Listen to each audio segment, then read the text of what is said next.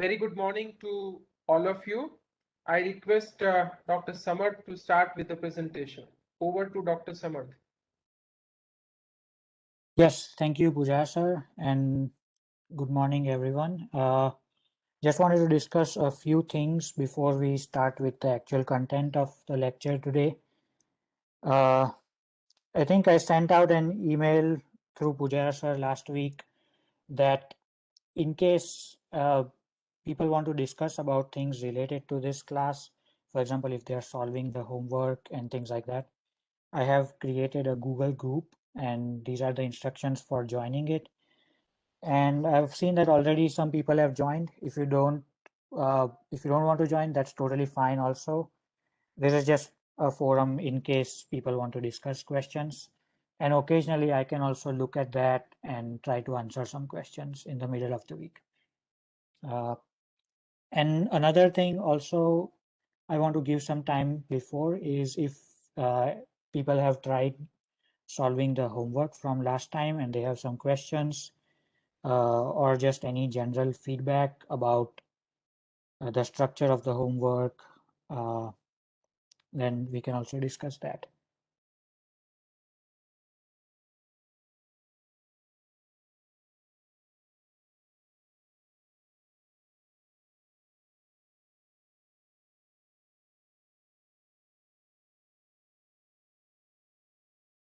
I've seen that people have cloned that Git repository, and people are viewing the YouTube videos and things like that. So yeah, I hope that those are useful. If there's any way that you think they can be changed to be more useful, just let me know.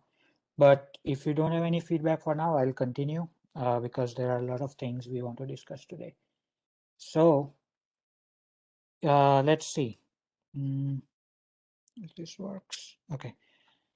Let's just quickly recollect what we learned last time. We learned last time about the equation of projection, where we said we have a point capital X, which is expressed in homogeneous coordinates. So it becomes 4x1 matrix. And then we have this matrix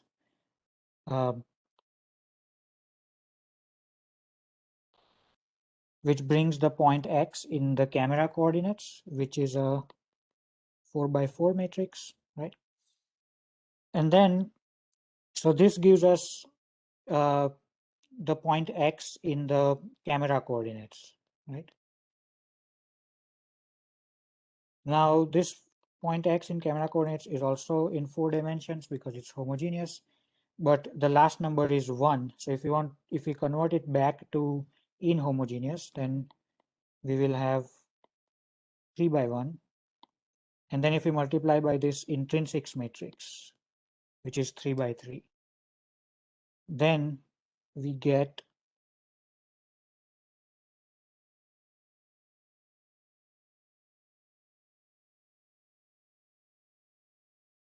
our image point small x, which is 3x1. And the reason why I have drawn this wavy line here is because this is all in homogeneous coordinates. So the format of this is x, y, w. And then if you do x divided by w and v equals y divided by w, then these are the actual pixel locations in the image. Okay, so a few terminologies. We can write the same equation all in one form as like this. Small x is homogeneously equivalent to k times rotation and translation capital X. Notice what I did here. This matrix, this 4x4 matrix, actually, if you remember from last time, it consists of your rotation matrix, which is 3x3, translation vector, which is 3x1, and then a vector of zeros, which is 1x3, and then 1. Total it makes 4 by 4. But I've just dropped this last line here because we know that it won't make a difference because the last number in this X is XYZ 1. So we can also drop this 1 here and we can drop this row here. So then we are just left with this rotation and this translation over here. So now this X is 3 by 1. So sorry, it's 4 by 1 in homogeneous coordinates. This R and T is now 3 by 4, right? Because we dropped 1 row. This is again 3 by 3, and we get a 3 by 1 homogeneous image point. I just want to mention a few terminologies. This K here is called the intrinsic matrix, and this matrix here is called extrinsic matrix. That is because the numbers inside K, the focal length, Cx, Cy, those are sort of internal parameters of the camera. And these R and T, they're sort of external parameters of the camera because they describe the location and angle of the camera inside our 3D world. Now, this K, R, and T together, you can call that matrix as a P matrix, right? Which is again, as I said, 3 by 4. And this matrix is also quite often used. So this is called projection matrix, right? So ultimately you have X is homogeneously equivalent to projection times X.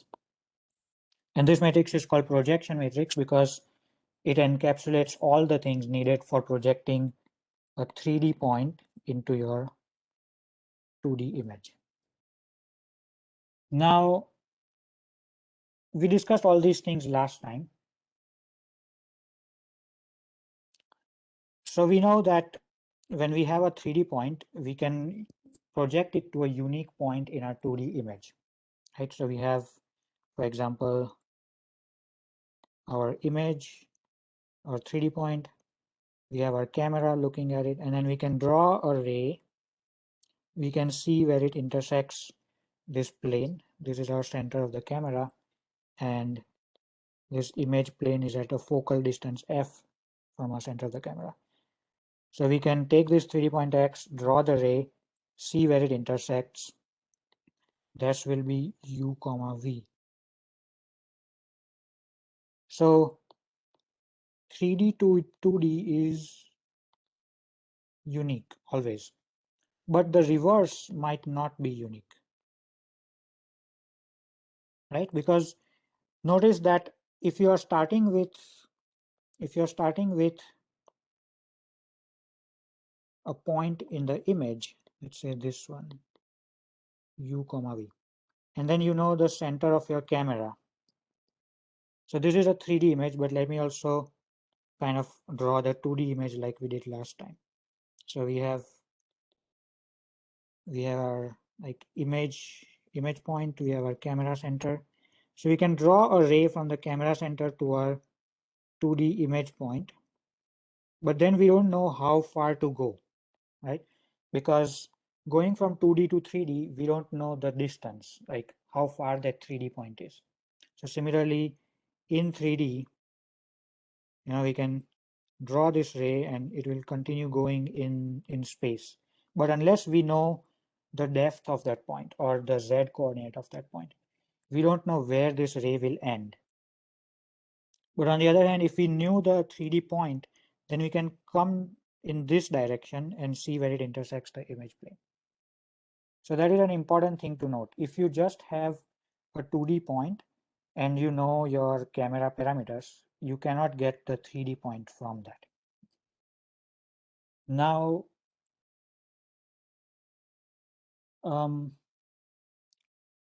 but there are some various tricks if you want to get 3D, right? So let's say we have this situation where we have this 3D point X, but we are taking two images of it from two different directions, right? So we have our one image plane here. So, this camera is looking at it and it's going there. This is the ray, and this is small x. Now we move the camera. Let's say we move the camera to some other direction, and we move the camera here. So this is C dash. So now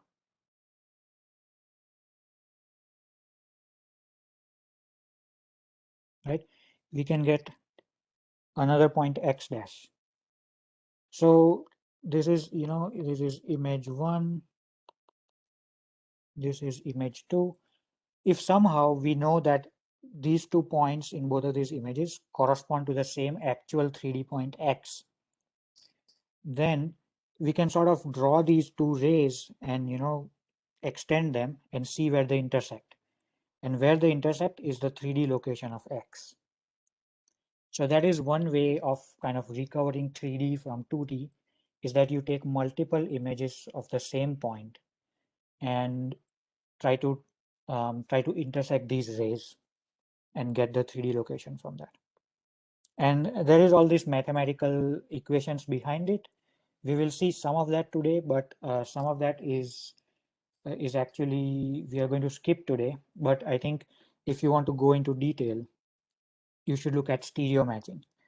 So this whole process is called, triangulation, because we have this sort of triangle here formed by the 2 camera centers and the 3D points, and we are triangulating this 3D point from 2 different image locations. And this is actually what we do in stereo cameras. So now let's imagine, what a stereo camera is? Stereo camera is, there are actually 2 cameras side by side, kind of like our eyes. And both of those cameras are looking at the same thing. So they're looking at the same 3D point. And from the shift in the location, we can see the 3D point. So let's very quickly try to understand that. So again, I'm going to draw this image here.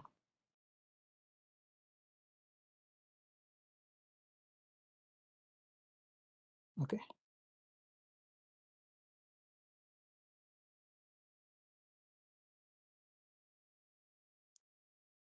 Now look at this. As this ray goes in this direction, as we continue going forward in that ray direction, we will project it to various points.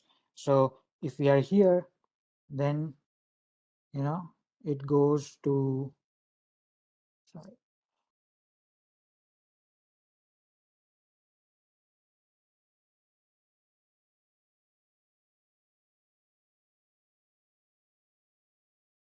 it goes here. If we go a little bit further, it goes here. If we go a little bit further, then like this.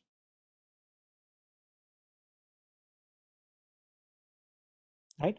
So my point over here is, if we start with a single 2D point in one image and we continue going along that ray direction, and we look at the projections of that ray in the other image, then they will make a line, right? And this line, so that is the correspondence here. One point in this image, unless we know the actual distance in 3D, this one point will correspond to a line in the other image. And similarly, some other point in this image is going to correspond to some line in this image, like that. So a point in one image corresponds to line in another image.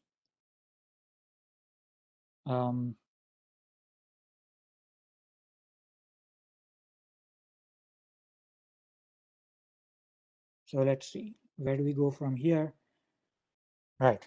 So as I said before, if we don't know the depth, we get a whole line. But if we know the depth of this point, if we know, for example, that the point goes here, then we can pinpoint a particular location. Like, okay, this is the location. All right. So now let's look at some more mathematics about this whole two-view situation. Let's imagine that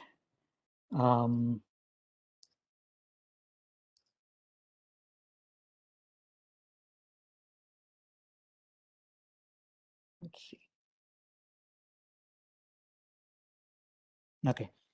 So how would we actually know if someone gives us a point location x equals u comma v inside this image 1? What is the equation of this ray? So for example, we know from that projection thing that we did that this u is actually, if there is x, y, z 3D location, then we know that u is fx times x by z plus cx, and v is fy times. Okay, but the question is, we don't know these z values. So that's where the whole concept of the ray comes in. So you will have actually the situation like if you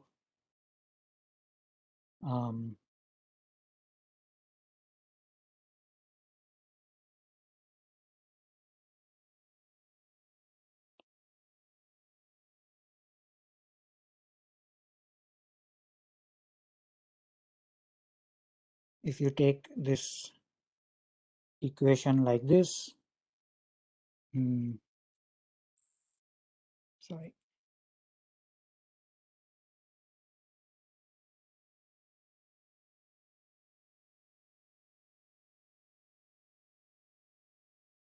for now let's just assume that the world and camera coordinate systems are same, because previously we had this matrix here, but we are just going to say that that is actually identity matrix,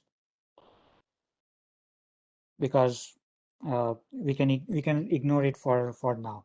So if we want to get this 3D point x over here, then we can take the inverse of this K matrix, right? So we can do K inverse this small x.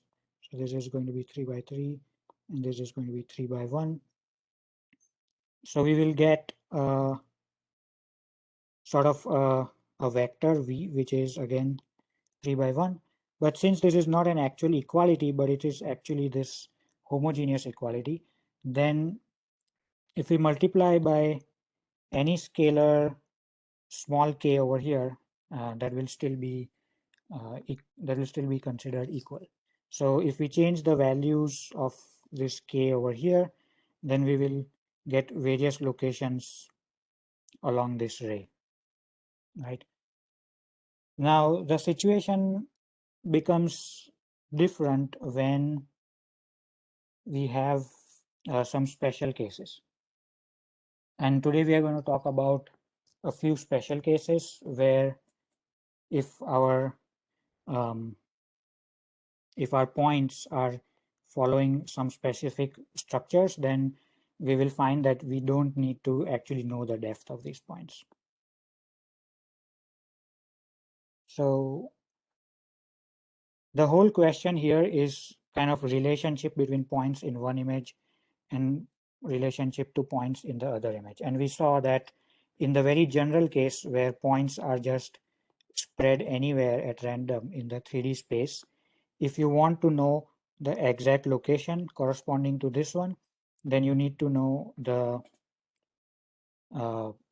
actual distance from the camera to that point. But what if that what if this point over here actually lies on a 3D plane? So let's try to understand that phenomenon once again. So for example, now we said we have our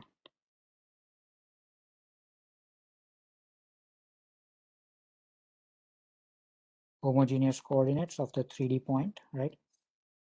And I keep forgetting this. We are going to remove this one over here.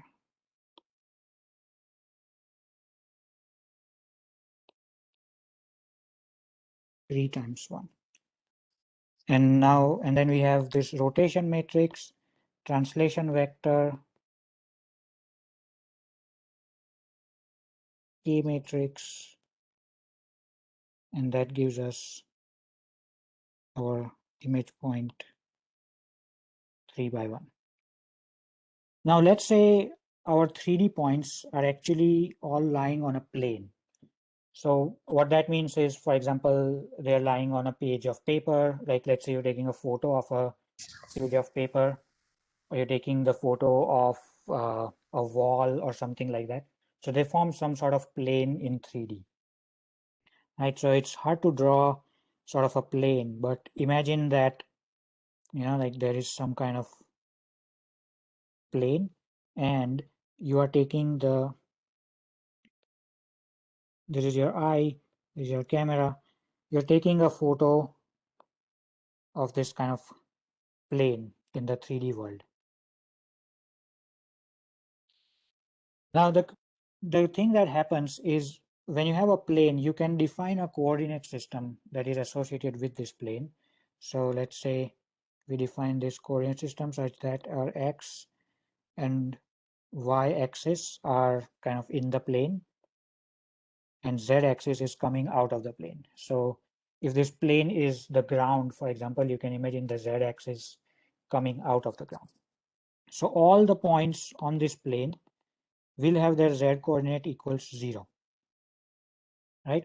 And since we have this freedom of having this rotation and translation, so there is a coordinate system associated with this camera. Remember we discussed last time, camera usually has z axis coming out and sort of y and x. There is some kind of rotation and translation connecting this coordinate system and this plane's coordinate system, which is described in this RNT over here. So now we can rewrite this same equation with replacing with this z as equal to 0 for every point, right? So what that means is, sorry,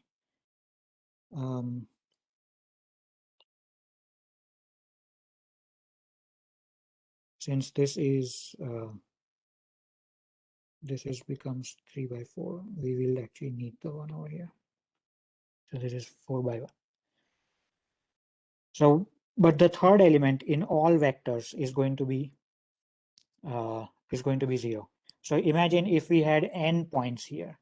If we had, x1, y1, z11, x2, y2, z21, up to xn, yn, zn1.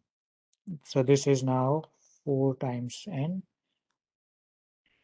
And we have this k, r, and t, all of which I said can be in this projection matrix. But let us actually write them down here. So we have what we have here is we have our K matrix, and then we will write this rotation matrix has 3 rows and 3 columns.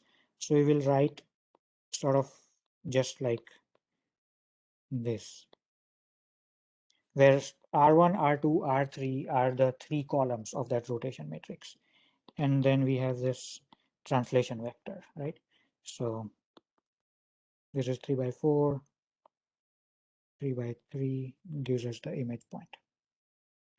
Now, if you look at the actual matrix multiplication. You know how to do matrix multiplication, and then when you consider that all of these are going to be 0, then what that means is that, let's say you're going to take this one multiply by this one, and then you'll take this one multiply by this one, then you'll take this element multiply by this, but this is already 0, so this element does not make a difference.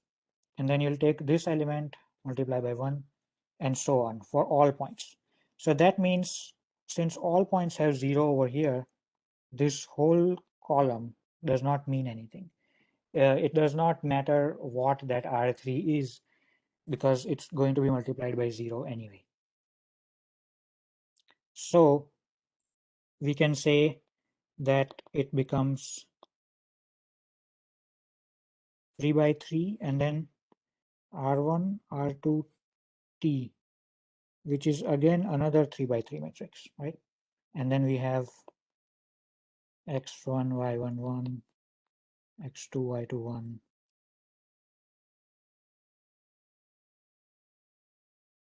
and so on.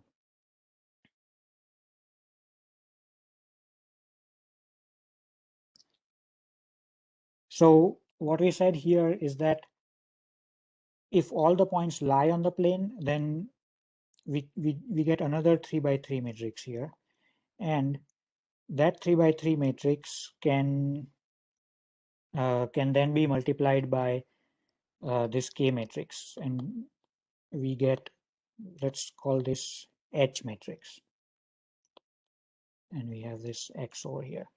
So this H, as we remember from our last lecture, remember we had the similarity transform, affine transform, and so on.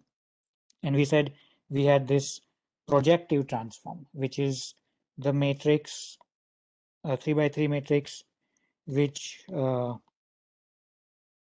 has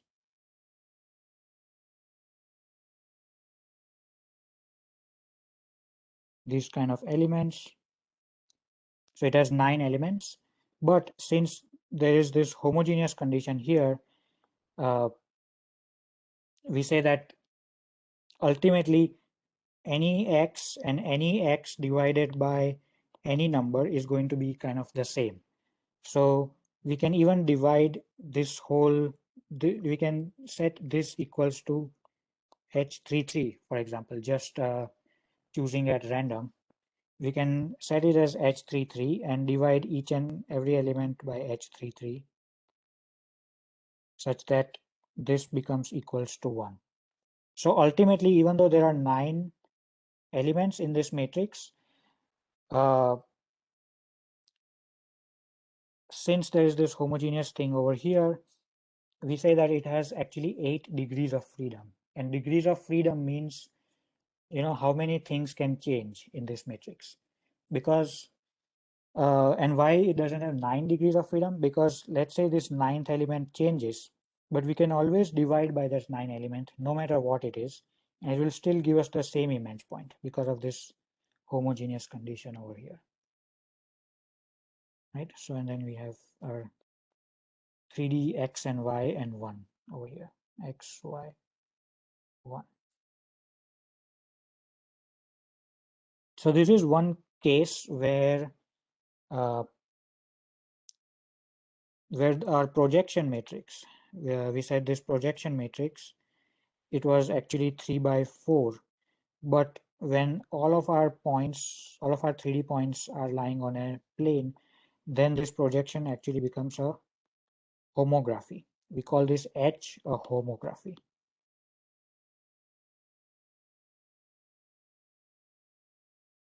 So it becomes a 3 by 3 matrix. And similarly, there is another case. Where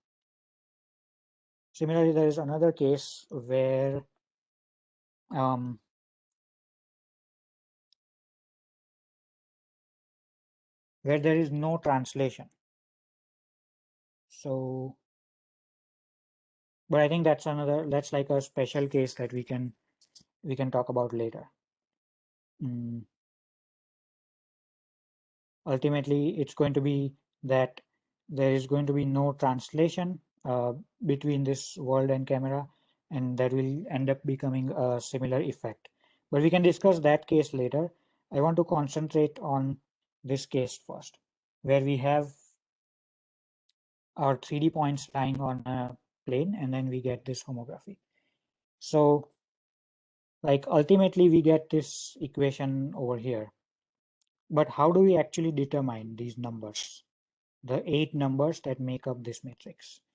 And if we notice that if we are able to know these 8 numbers, then we can actually project in points from our plane into the image, right?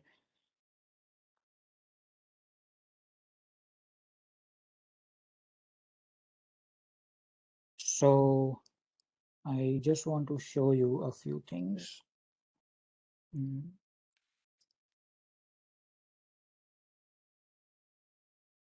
That is going to be the homework for today, and I will show you that with a kind of a case study of the photo of a piece of paper.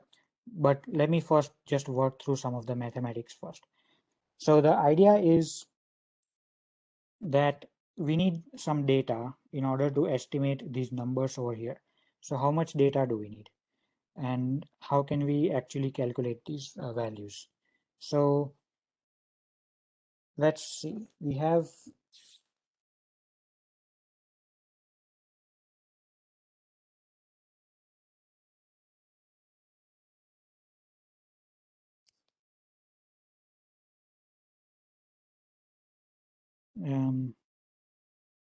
yeah, so we can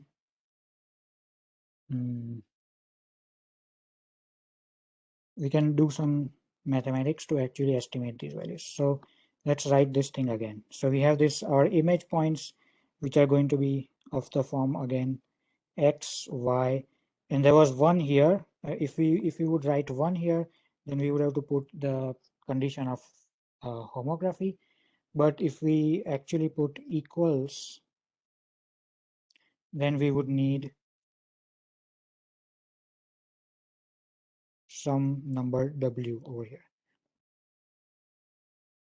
And then we say that the columns of this homography are going to be, the rows of this homography are going to be H1 is this, we are going to take this row, right? But we are going to represent this row, the first row, as a column vector. So H12, H11, H12, and H13. Since this is a column vector, and then if we transpose it, this becomes H11, H12, H13, which is the row that we have over here. So we will write this matrix sort of like H1 transpose, H2 transpose, H3 transpose. And on the other side, we have our points on the plane. So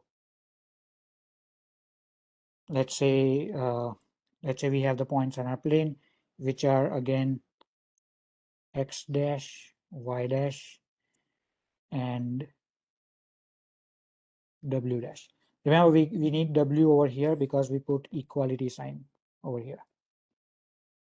And let me give you sort of a real world example of how to actually get these things. So for example, if we have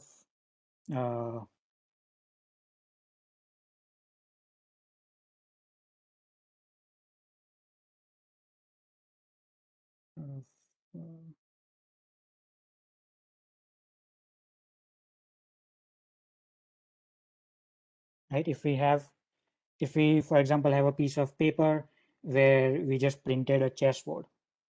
So we took a photo of this chessboard and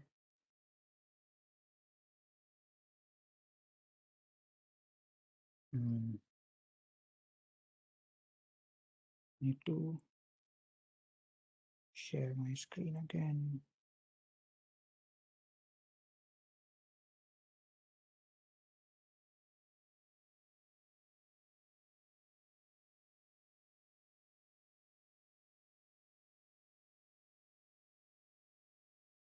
So for example, if we take a ruler and measure the distances, the sizes of the squares in that chessboard, then we get the equation of the points in that chessboard.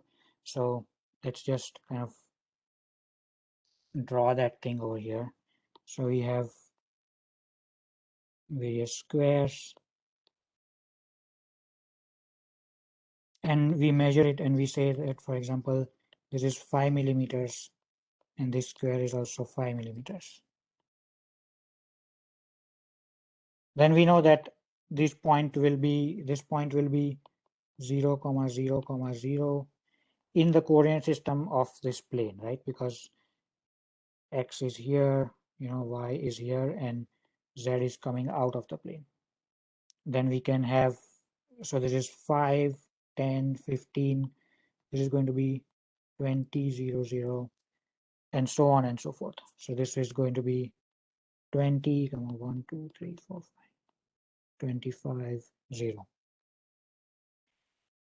So that is how we actually get these x dash and y dash. And I'm writing this w dash over here just for the sake of generality because we removed this homogeneous sign here. But in this case, when we have this plane, we can just sort of have this equals to 1. But I will keep that symbol here for now. So that is a practical case how we can get these x, y, w values. And on this left side, we will actually go inside our image and look at the various corners of the chessboard that we took the photo of. And the pixel location, if the pixel location of one particular corner is u comma v, then we can write x equals u here, y equals v here, and w equals 1 here. So that's kind of a practical way where how we can do that. Coming back to this equation, we see that this so this matrix H times X, this actually, if we do the multiplication, then that means we'll take each row and multiply by this column. Then we'll take this row and multiply by this column. So that will end up becoming X, Y, W equals H1 transpose. Let's say we call this X dash, right? Because these are X dash, Y dash, W dash. H1 transpose X dash, H2 transpose X dash, H3 transpose X dash. Where since this X is a column vector and this H1 transpose is a row vector, so when you multiply both of them, you get one number. So we have this one number here, third number here. So this is again 3 by 1. So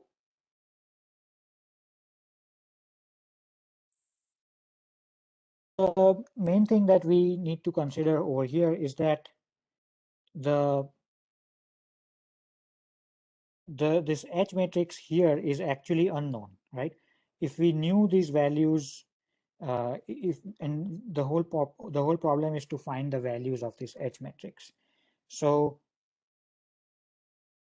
since we don't know the values of this matrix over here, for example, we say that when we multiply with this H matrix and we get this vector and we have this vector from the image, they are all equal if we know this W value over here, but this W value also depends on the values of this H matrix. And since that is unknown, all we can say is that both of these are kind of homogeneously connected to each other. And that means if you take the cross product of this thing, so this is X. So if you take the cross product of X and then Let me write this thing again.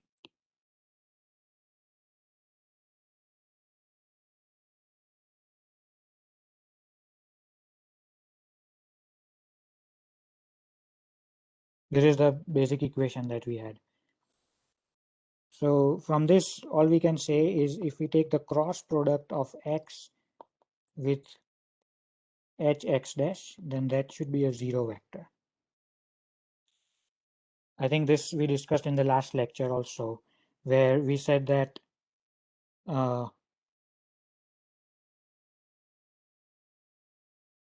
when you do this projection, what you get actually is when you do a projection, what you get actually is sort of a homogeneous quantity, and since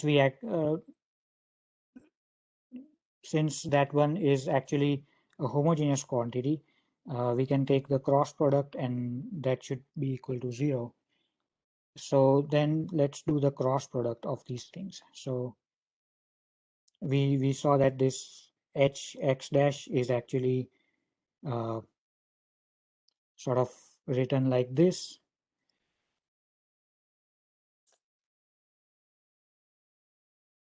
So if you want to take the cross product of two vectors a, b, c and a dash, b dash, c dash, then what you need to do, I think you remember this, is you take the kind of the determinant, right? And you put a, b, c, a dash, b dash, c dash, and you evaluate this determinant. So similarly, we can do that thing here. The elements of this vector and the elements of this vector. So we have this I, j, k. The elements of this vector are x, y, w.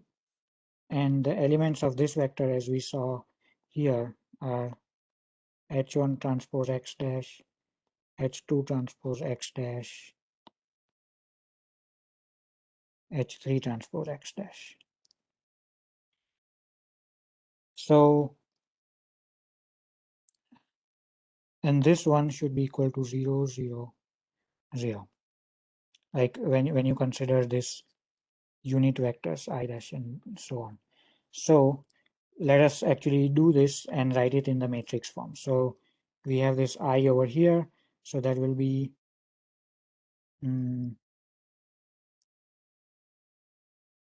let's see.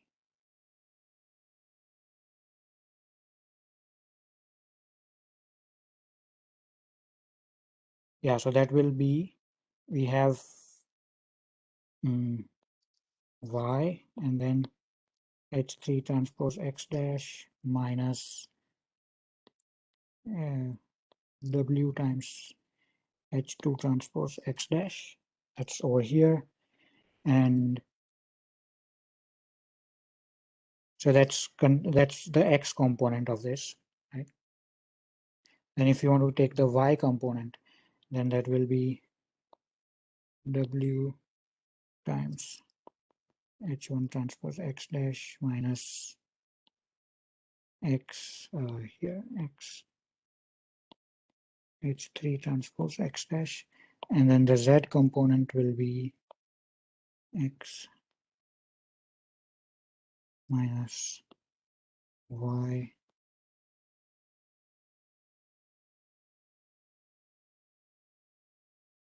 okay. So and then this should be equal to 0.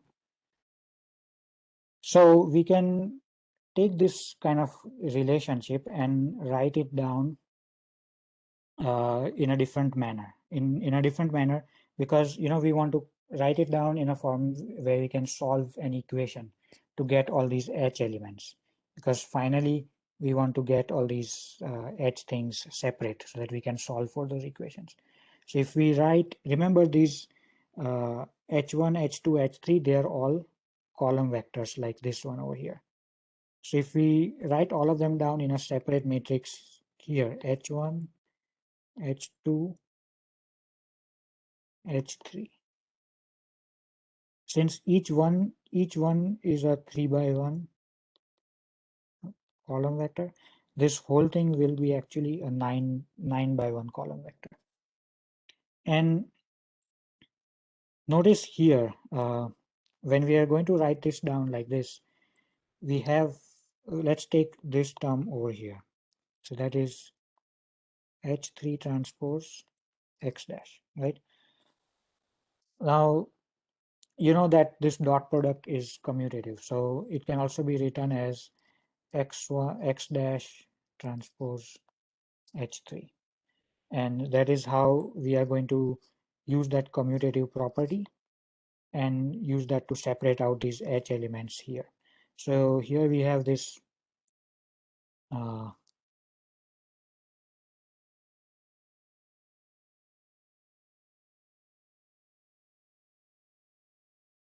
H1.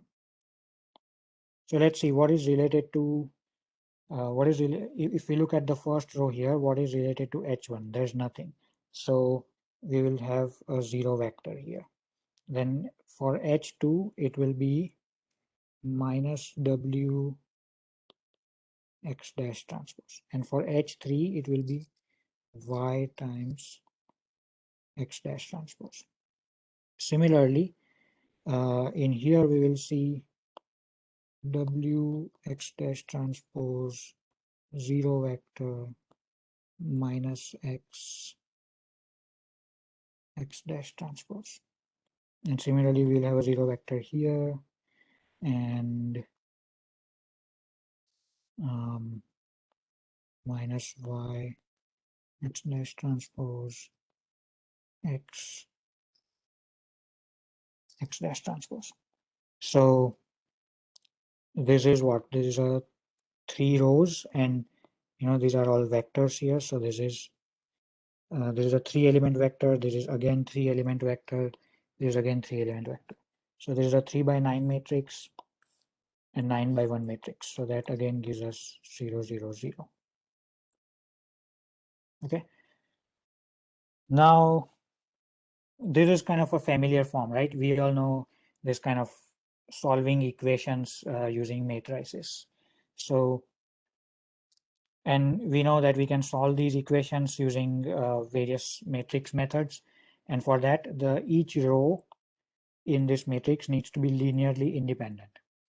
Now, if you actually look at the structure of these rows, you'll notice that only 2 of those rows are linearly independent, because you can, for example, you can multiply, let's say you can multiply this row by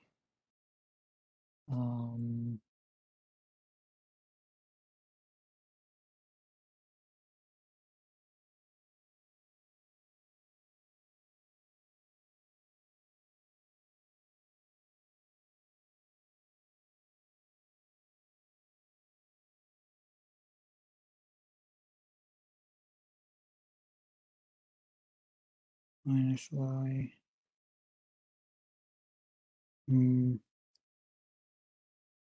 Like you can actually work out that maths yourself, that there is some coefficient that, let's say, alpha. So if you multiply this row by alpha and some other coefficient beta, if you multiply that and then you add both of them, then that will become equal to this third row.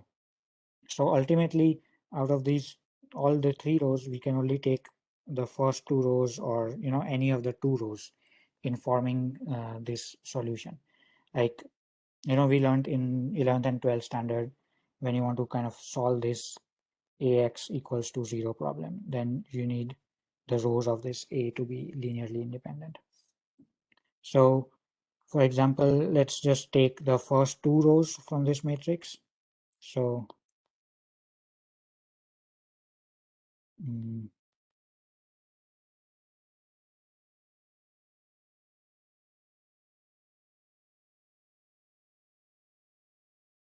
there is a 2 by 9 matrix, and then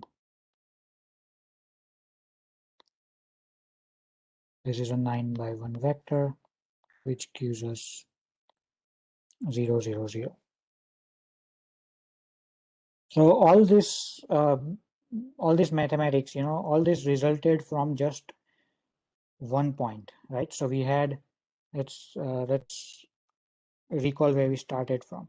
We started from this equation where we said that we have this one point on our plane and another point in our image, and we did all this mathematics to get this matrix from here.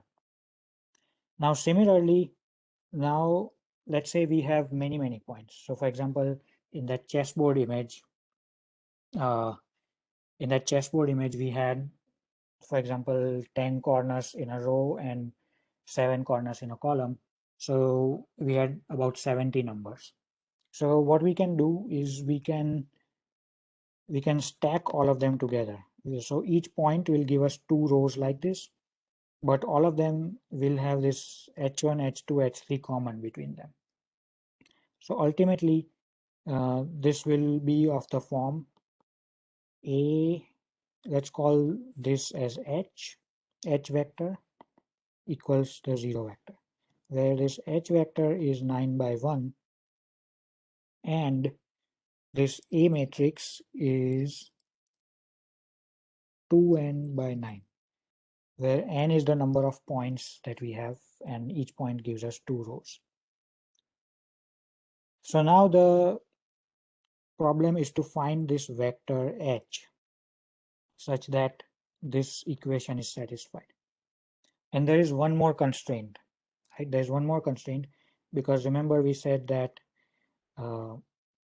this whole matrix H, we can divide this whole matrix by any number.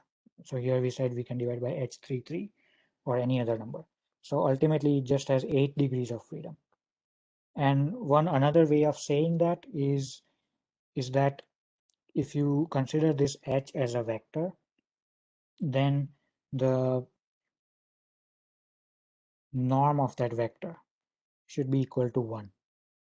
So recall what the norm of that vector. So if H vector is h1, h2 up to h9, then the norm of that vector is basically square root of h1 square, h2 square up to h9 square.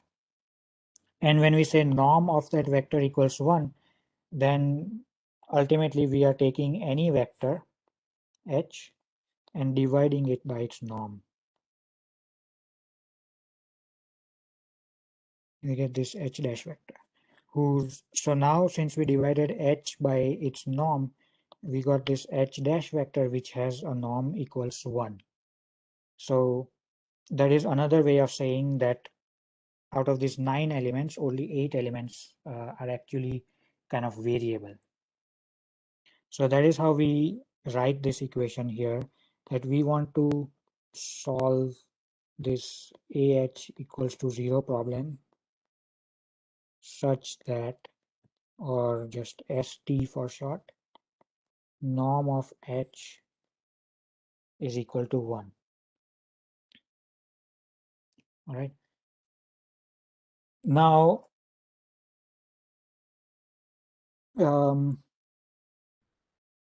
let's see.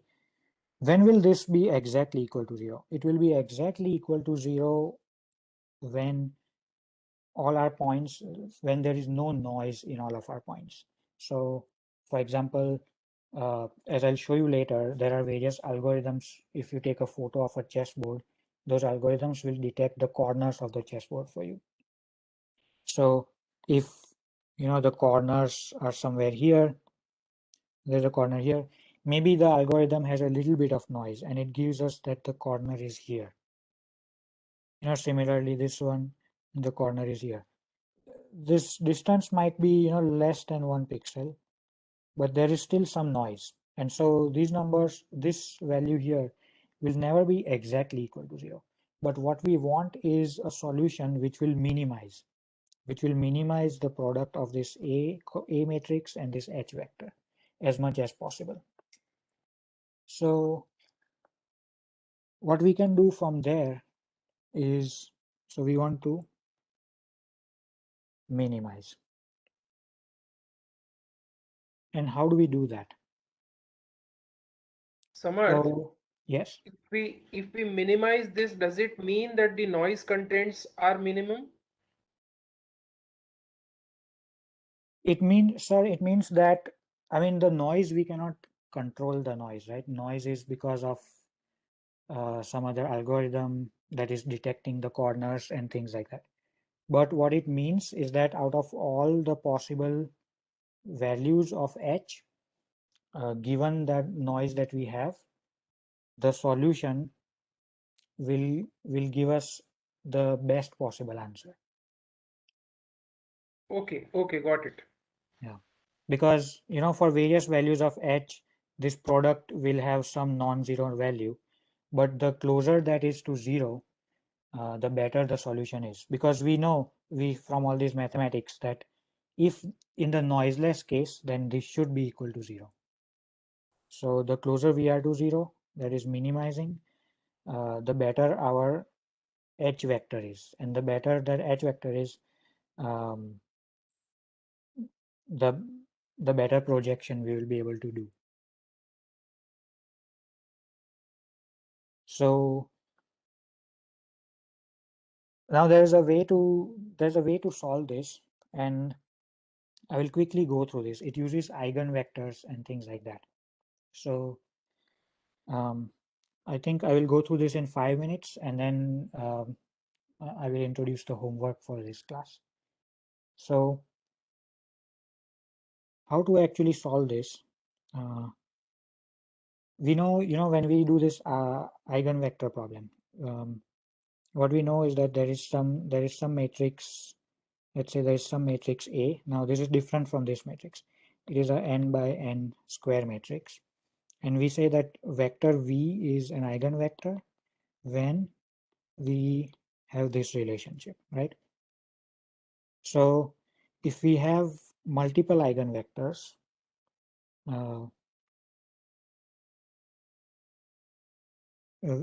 if we have multiple eigenvectors, then basically it will have like n eigenvectors. So n by n, and let's say we put eigenvector 1 here, eigenvector 2 here, eigenvector 3. We put all of them as columns and make this big matrix V. So this will also be n. And so that means that will be, again, this, the eigenvalue of this first vector V1, eigenvalue of this second vector V2, up to, let's say lambda n.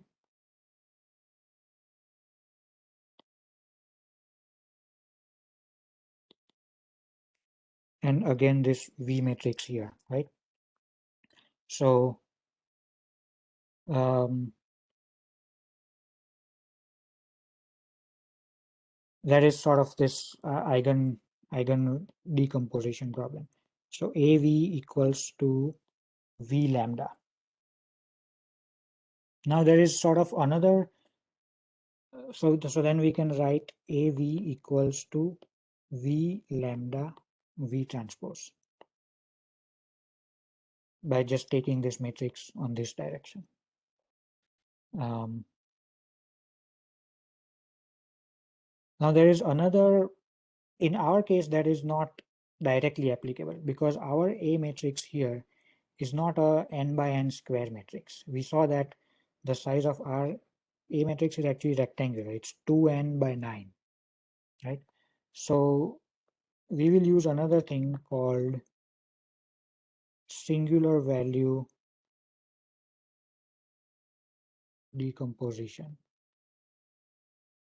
SVD, which works even for rectangular matrices. So that means you can represent a matrix A such that A equals U sigma V transpose. So let's say this is M by N, then this will be M by M, and then M by N, and N by N. Now there are various, NumPy and everybody has algorithms for computing the singular value decomposition. and we will directly use them. But the properties of this singular value decomposition is such that this sigma matrix, like how this lambda matrix here was, it is a diagonal matrix, and this U and V transpose, they are orthogonal matrices, which means that each row of that matrix is linearly independent, and the norm, if you consider each row as a vector, then the norm of that vector will be equals to 1, right? And similarly for this V matrix here. So let's go back to our problem. We have this AH, and we want to minimize that. So AH, let's say we do the singular value decomposition. So we get U sigma V transpose H, right? And now, and our condition is that the norm of H should be equals to 1. So now if we consider this V transpose H as, let's say, just X, we call it X, it will be a vector. So now the problem becomes you want to again minimize this thing. Minimizing U sigma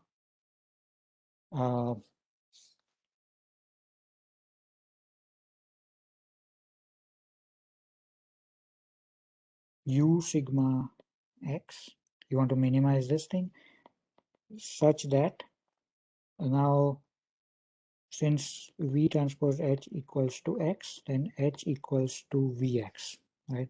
Such that norm of this Vx is equal to 1.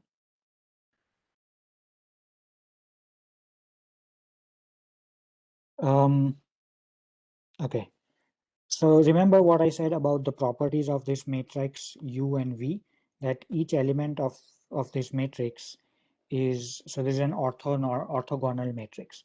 So that means when you're going to take a norm of any vector and multiply that by this V matrix, the norm will not be changed by this V matrix. So actually this is equivalent to writing that the norm of X equals to 1. And similarly, since this matrix U is also orthonormal, and ultimately you're interested in minimizing, this U is not going to change the magnitude of any vector that you multiply with it. So you can also safely ignore this U here. So what remains is you want to minimize this sigma X such that norm of X equals to 1. Now, as I said, this sigma is of the form, sigma is just a diagonal, and there are elements along the diagonal, and usually various algorithms, they will give you the sigma matrix such that this these values are in decreasing order. So the largest element is here and the smallest element is here. So then think about this. If this is a diagonal matrix such that the smallest element is here, and you have this X vector over here, when will this product be minimized? Because like everything else is 0, this will be minimized if this is of the form, it's everywhere 0, 0, 0 and 1 over here, right? Because what this 1 will do is first of all, this vector 0, 0, 0, 1, whatever, it satisfies this condition that the norm of that vector is 1. And since this is a diagonal matrix and the smallest element is here, if we have the 1 here rather than any other location, then this whole product is going to be minimized. So ultimately what that means is the value X that minimizes this thing is X equal to 0, 0, 0, 1. Now let's put this X back in this equation that we had before. So H equals V 0, 0, 0 up to 1. What this means is when you do this matrix and vector multiplication, this means H is the last column of V, right? Because you only have one over here. So finally coming back to the main problem that we had, we showed how we can kind of create this whole big A matrix, and then we have this H. So we have that A matrix, then we do, numpy.svd of A, that will give us U sigma V transpose. It will give us this U sigma and V matrices. And what all this derivation shows is that if we set H as the last column of this V matrix equals last row of V transpose. And remember, this V is what's a 2n by 9. So this will be 2n times 2n. This will be 2n by 9, and this will be 9 by 9. So the last row of this V transpose will be a 9-element vector, and that is how we get that. That is how we get that homography.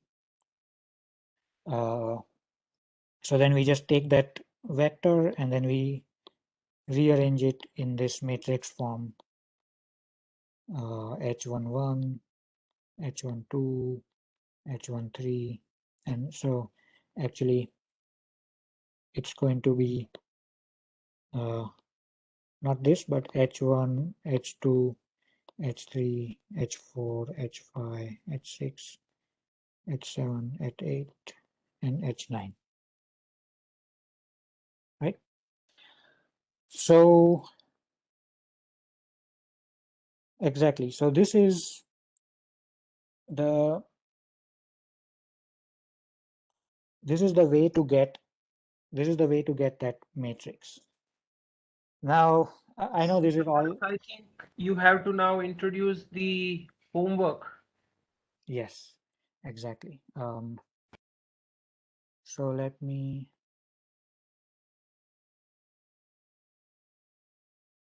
start sharing my other screen.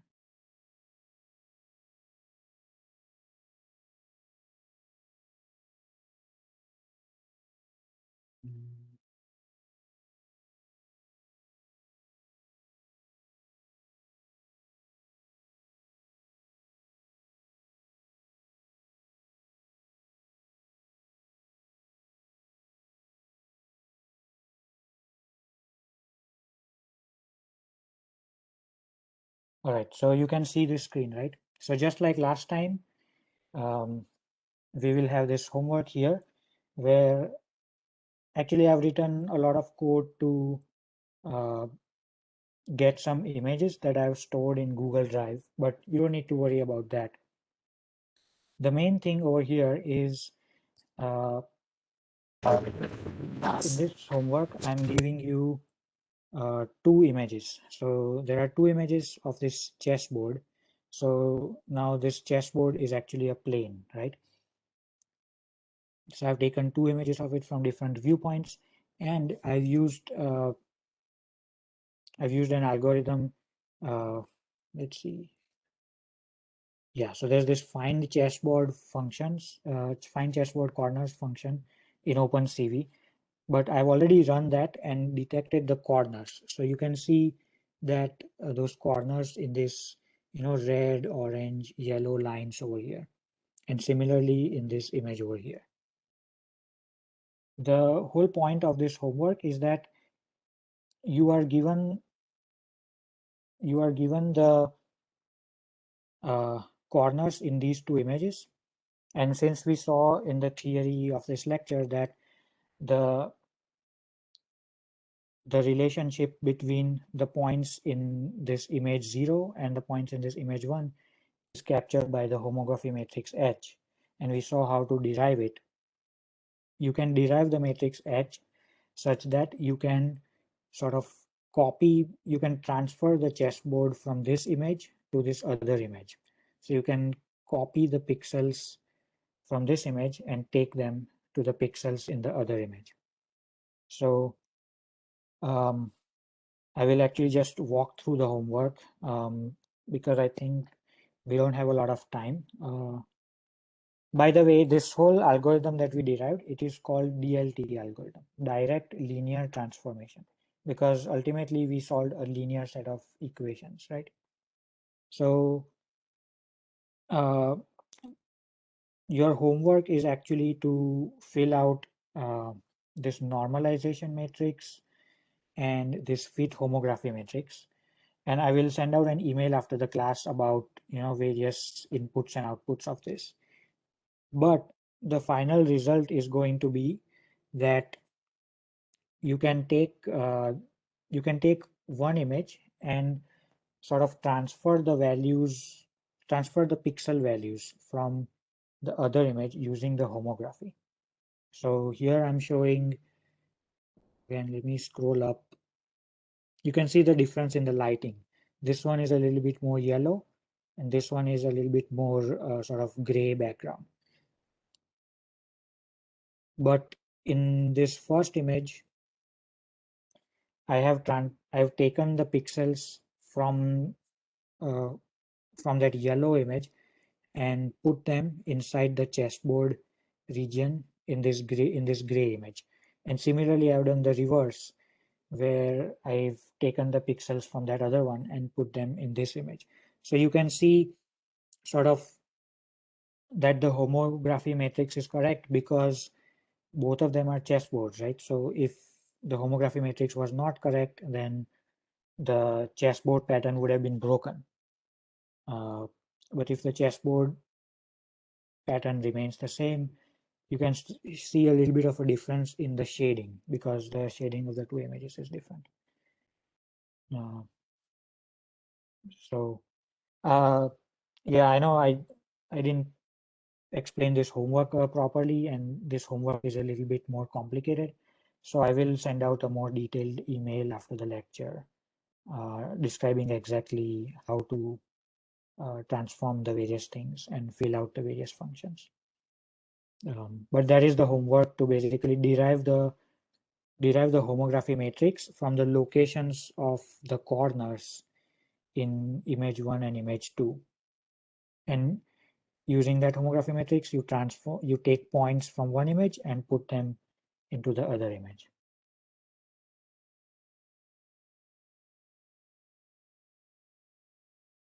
Yeah. Yeah, any questions from the students?